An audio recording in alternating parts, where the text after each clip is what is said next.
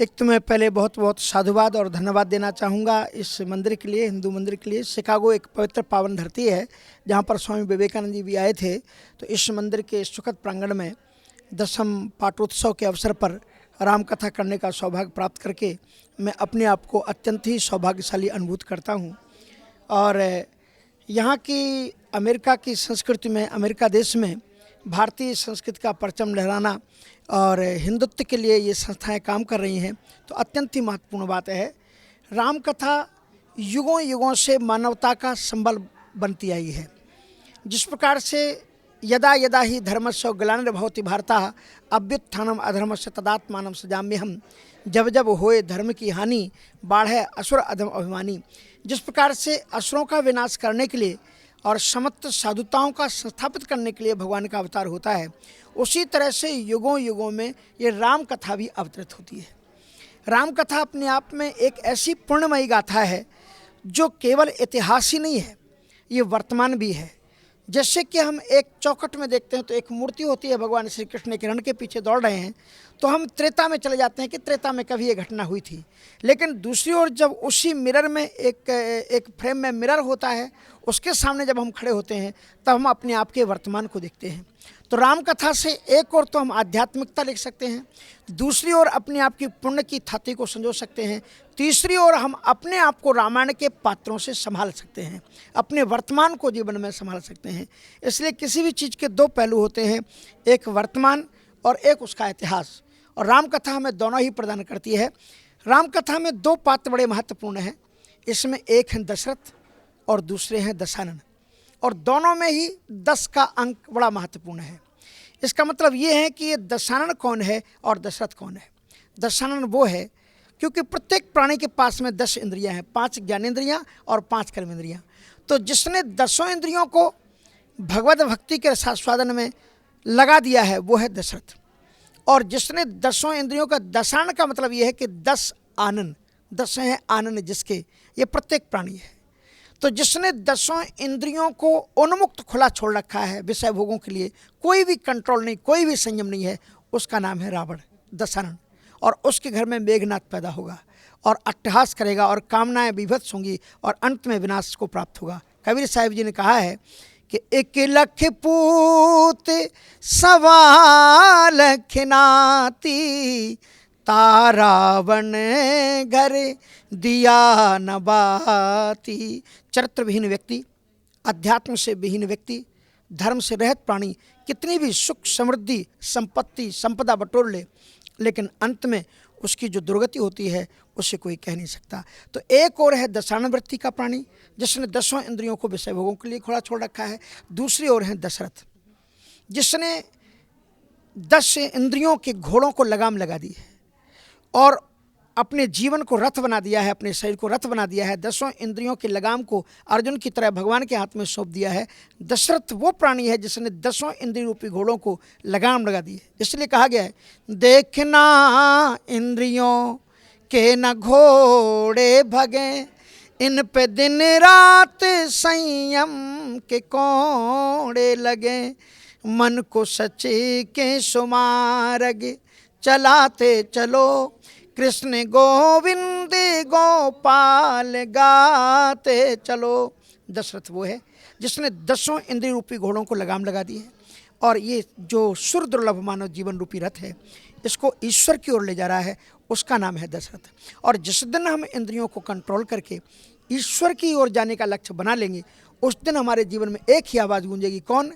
भय प्रगट कृपाला दीन दयाला, कौशल्या हितकारी, हर्षित महतारी, मुनि मनहारी, अद्भुत रूप निहारी, लोचन अभिरामा तन घन श्यामा निज आयुध आरी, भूषण बनमाला नयन विशाला, शोभा सिंधु करारी, भय प्रगट कृपाला दीन दयाला, कौशल्या हितकारी।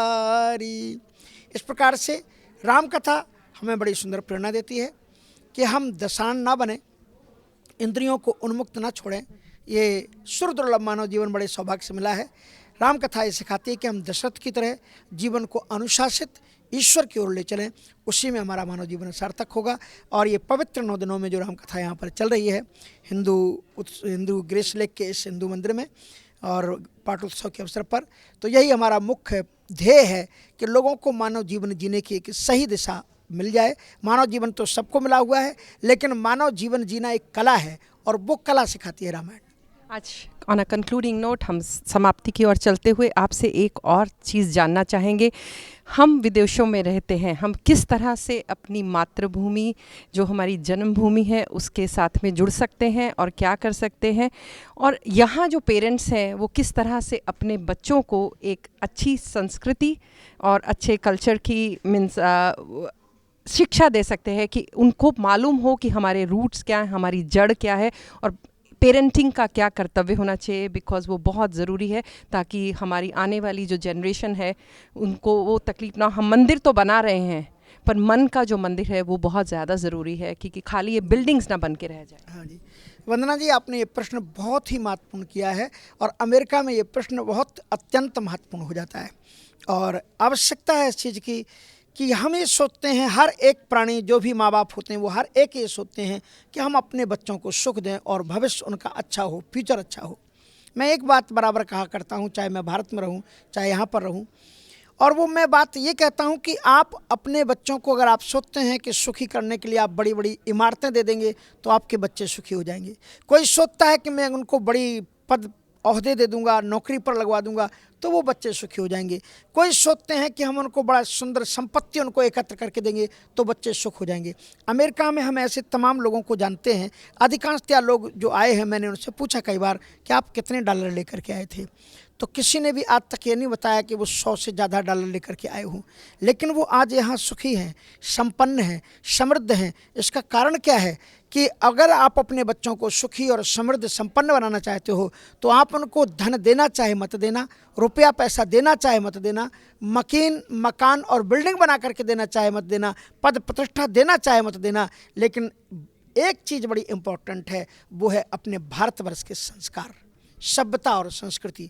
तो जो माता पिता अपने बच्चों का फ्यूचर अच्छा देखना चाहते हैं वो अपने बच्चों में ये सभ्यता और संस्कार जिस दिन भर देंगे तो वो भारत की भी सेवा हो जाएगी और साथ साथ में हम आने वाली पीढ़ियों को भी अपनी भारतीय संस्कृति से हम जोड़ते हुए जाएंगे और ये बहुत आवश्यक है। एक बार हमसे किसी ने प्रश्न पूछा था तो मैं आपको बता दूं कि हम कैसा फीलिंग करें जो हम इंडिया से यहाँ आ गए हैं, तो हम कैसा फीलिंग करें, अच्छा फीलिंग करना चाहिए या हमें कुछ और ढंग से फीलिंग करना चाहिए कि हम अपनी मातृभूमि से हट करके अमेरिका में आ गए हैं। तो मुझे बहुत अच्छा प्यारा भगवान जी ने उत्तर दिया था, तो मैं आपको बता देना चाहता हूँ कि एक बार नानक साहब जी किसी गांव में गए तो गांव के लोगों ने उनको कोई रिस्पेक्ट नहीं की, उनके लिए ना तो उन्होंने कुछ आदर से जल के लिए पूछा, ना स्वागत के 2 शब्द बोले, जबकि कहा जाता है कि संत मिलन को चालिए तज ईर्षा अभिमान, ज्यों ज्यों पग आगे बढ़े कोटन यज्ञ, पर किसी ने भी उनका सम्मान नहीं किया। नानक साहब जी जब उस गांव से चलने लगे तो उन्होंने ईश्वर को हाथ जोड़ करके प्रार्थना की कि हे ईश्वर, इस गांव के लोगों को सुखी समृद्ध संपन्न यहीं पर बसा करके रखना। उसके बाद में जो गंतव्य अगला गांव था, जब वो वहाँ पहुँचे तो वहाँ के लोगों ने फूलों की वर्षा कर दी, वस्त्र बिछाए, उनको आने पर चरण पखारे, सुंदर सुंदर उनको मिष्ठान खिलाए, आरती उतारी, स्वागत सम्मान किया, उनको वस्त्र भेंट किए, दक्षिणाएं आदि भेंट की। जब नानक साहब जी चलने लगे तो फिर उन्होंने प्रार्थना की कि हे ईश्वर, इस गांव के लोगों को खूब सुखी समृद्ध बन करके ऐसी प्रेरणा दो कि दुनिया के कोने कोने में जाएं। शिष्यों को बड़ा आश्चर्य हुआ, जो नास्तिक प्रवृत्ति के लोग थे, जिनमें संतों में कोई आस्था नहीं, आपने कहा कि वो सुखी समृद्ध होकर के यहीं पर रहें, और ये बड़े भले लोग हैं जो अच्छा कर्म करें, इनको आप कह रहे हैं कि दुनिया के कोने कोने में जाएं। तो नानक साहब जी ने जो उत्तर दिया था इसका बहुत प्यारा यही उत्तर है, और वो उत्तर ये है कि नानक साहब जी कहते हैं ये बुरे लोग हैं, ये यहीं पर रहें तो वो ज़्यादा अच्छा है, लेकिन अच्छे लोगों को विश्व के कोने कोने में जाने की ज़रूरत है ताकि वो अपने संस्कार, सभ्यता और संस्कृति को जितना दुनिया में फैलाएंगे उतनी दुनिया अच्छी बनेगी। क्योंकि भारतीय संस्कृति ही एक मंत्र देती है, सर्वे भवन्तु सुखिनः, सर्वे सन्तु निरामयाः, सर्वे भद्राणि पश्यन्तु, माँ कश्चित् दुःख भाग् भवेत्। भारतवर्ष का एक भी बालक जहाँ भी जाएगा सभी के मंगल की कामना करेगा, सभी की कल्याण की कामना करेगा, सभी को सुख और समृद्धि की कामना करते हैं। ओम शांति शांति शांति। आज का प्रसंग बहुत अच्छा रहा। थैंक यू सो मच गुरुजी, आपने हमसे शेयर किया। And indeed an honour and pleasure, क्योंकि आज हम यहाँ बैठे हैं और आपसे बात कर रहे हैं। तो हम इस बात पे कहते हैं, जो कपूत क्यों धन साँचे, जो कपूत क्यों धन साँचे। अगर वो अपने आप से ही बना लेंगे, अगर आप उनके लिए बनाते हैं तो अगर कपूत होगा तो वेस्ट करेगा, अगर सपूत होगा तो अपने आप से बनाएगा। आपका हमसे बात करने मैं टीवी एशिया के लिए बहुत बहुत धन्यवाद देना चाहूँगा, क्योंकि मैं लगभग अमेरिका के लगभग सभी प्रांतों में जाता हूँ और जहाँ भी मैं बैठता हूँ तो टीवी एशिया के माध्यम से जिन कार्यक्रमों का प्रसारण किया जाता है, उससे ये प्रतीत होता है कि भारतीय संस्कृति के संरक्षण का एक अद्वितीय प्रयास हमारे टीवी एशिया और हमारी वंदना बहन जैसे पत्रकारों के माध्यम से हो रहा है, मीडिया के लोगों से। तो पुनः टीवी एशिया के लिए और संपूर्ण टीम के लिए बहुत बहुत साधुवाद। जय श्री राम।